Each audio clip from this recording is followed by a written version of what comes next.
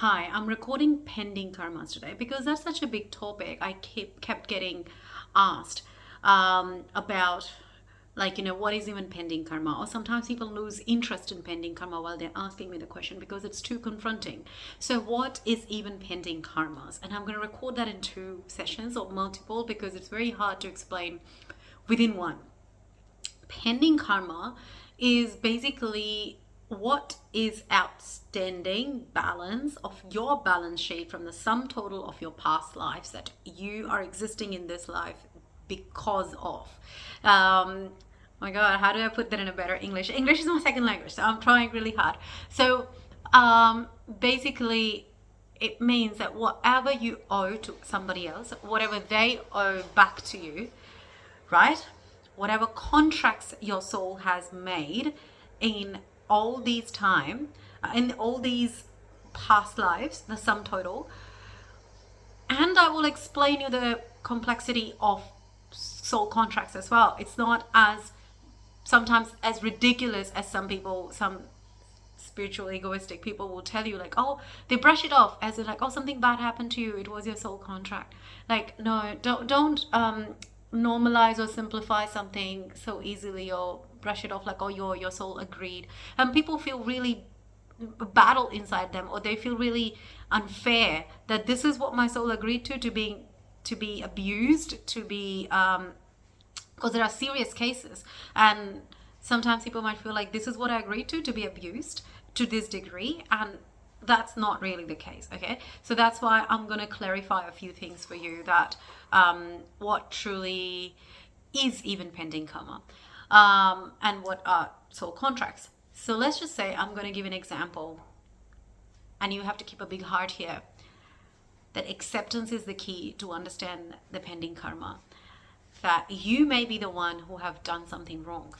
Okay, so think about that again. You may be the one who may have done something wrong. Not in every life somebody else did to you. In some lives you were being wronged, and in some lives you did wrong, and that is the balance of the universe, yin and yang. We are equally bad as we think other people are, because others are simply the reflection of who we are. Anything and everything we are just living right now is a reflection of who we are. No one can just come and hurt you out of nowhere.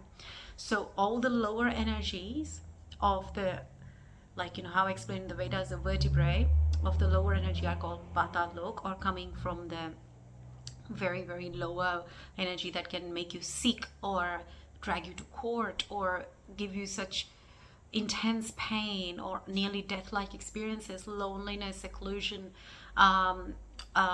physical abuse, mental abuse. All that is from the lower realm, and obviously better experiences or even enlightenment is from the higher realm.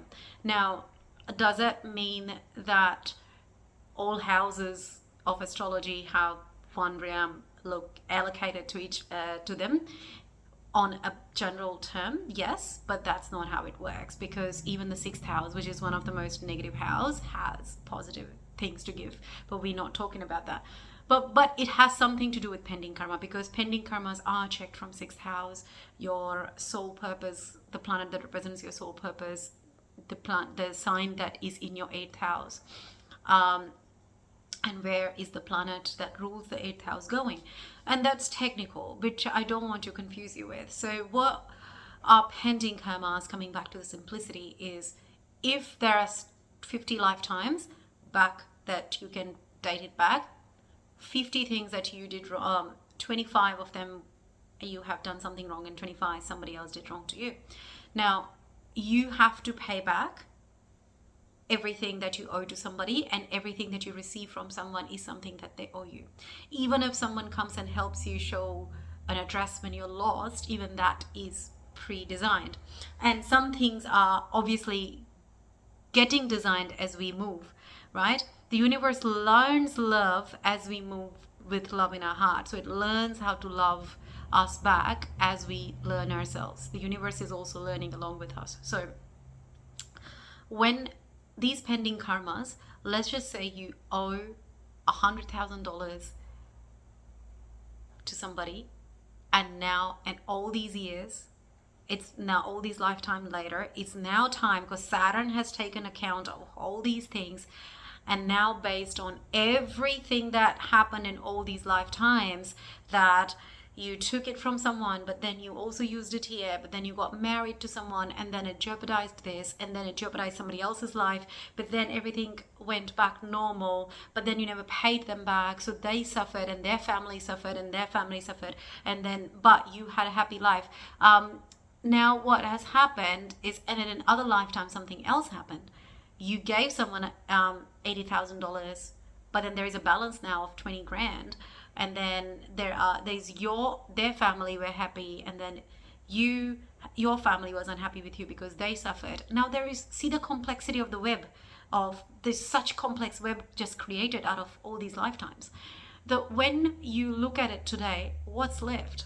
And that's exactly what you shall receive in this lifetime, and that's exactly what you shall give in this lifetime. If a pending karma is not solved willingly, then it gets taken really badly, because the owner of pending karma is Saturn. And what it means is, I mean, the creator of pending karma is Rahu, and the owner is Saturn. That's why they share the sign of Aquarius. They're like, it's a pretty, very two-sided coin, that not a good cop, bad cop. But the thing is, there is no such thing, because you have to be aware that you're a very high being. You just think you're not here, over here. So how do you solve that? There are multiple ways, and I'm going to record that in the video too, to show you how do you solve this kind of pending karma. But first, I want you to notice, what does a pending karma look like in your life? Notice around you. What have you suddenly received out of nowhere? What kind of family you're born into? What kind of relationship do you have with your family? What kind of relationship do you have with your friends? What kind of relationship do you have with your mother? That's putting mother and father very different from family, because they are very different from family. They come from luminaries, sun and moon, mother and father. And the luminaries store karma very differently. That's why they can carry your soul to this planet and give birth to you. So what is your relationship with your mother and father? And please calculate that separately from your other relationships. How do you look at education? Were you given a chance of education? Do you have any desire for higher education? Have you been pushed for higher education enough by your families? Do you have support from your family? Is the support system strong enough?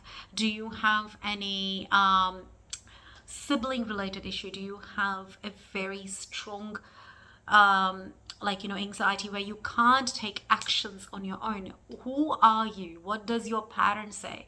Exactly what are your fears? When you look at them deeply, when you really take a deep breath and look at your own patterns, those are the things that went wrong. Now, whether you did it to somebody or somebody else did it to you, like if you have a fear of being attacked, you either attacked someone or somebody else attacked you in past life. Why are you living that? Because you haven't resolved that yet. So you're living it again and again.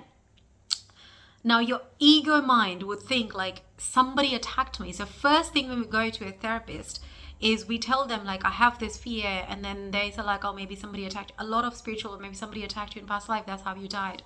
But nobody tells like, maybe you did it too. Why? Because it's hard to heal that way.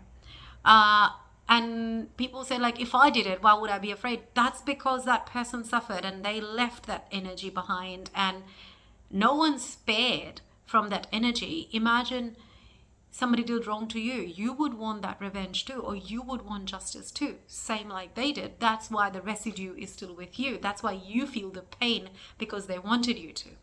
They wanted you to feel that. How did they feel when you did that to them? Okay. So if you're living in some kind of specific pain, that's a pattern that's not going, write it down. If any sensation in your body comes up during that, write it down. These are your pending karmas without knowing your pending karmas in your chart.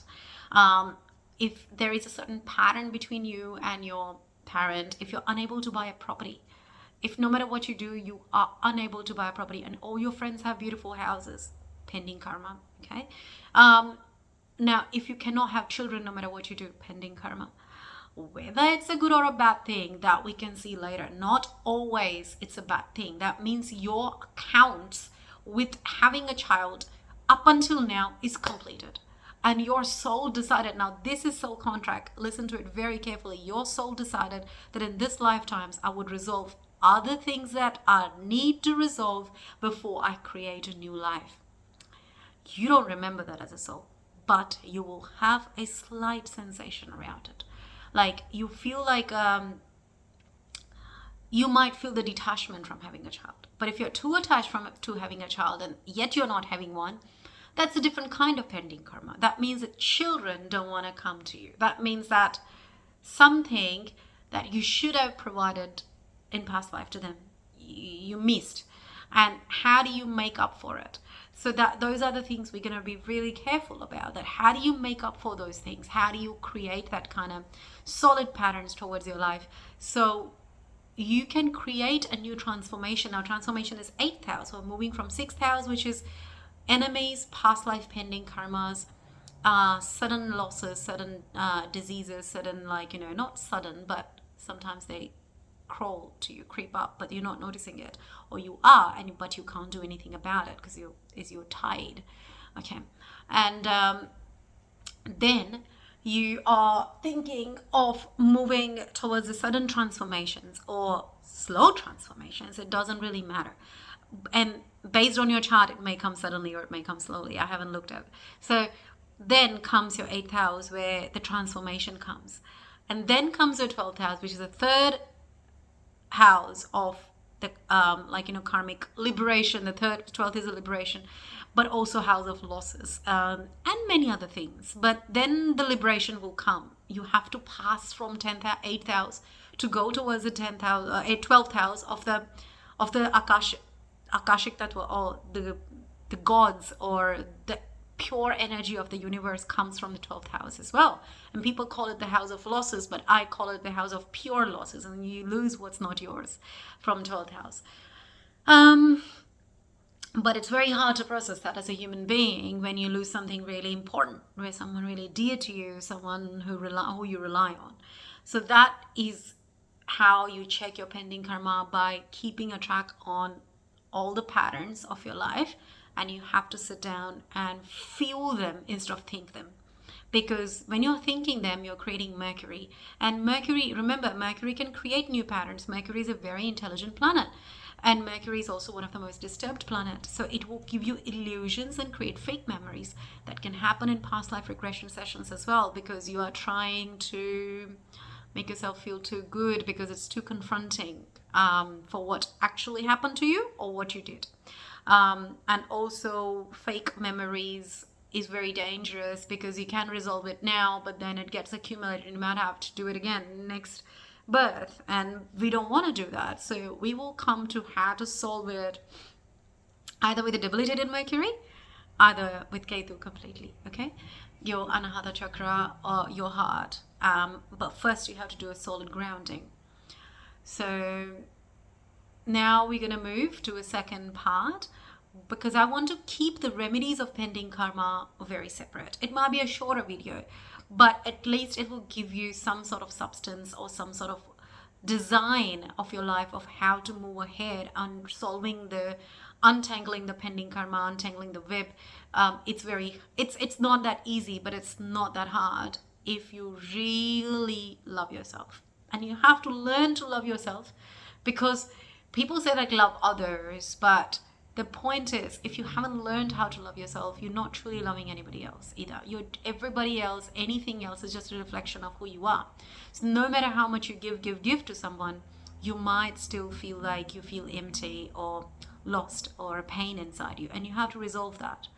So let's go to the next video and see how do you resolve within you to create a better reflection outside you.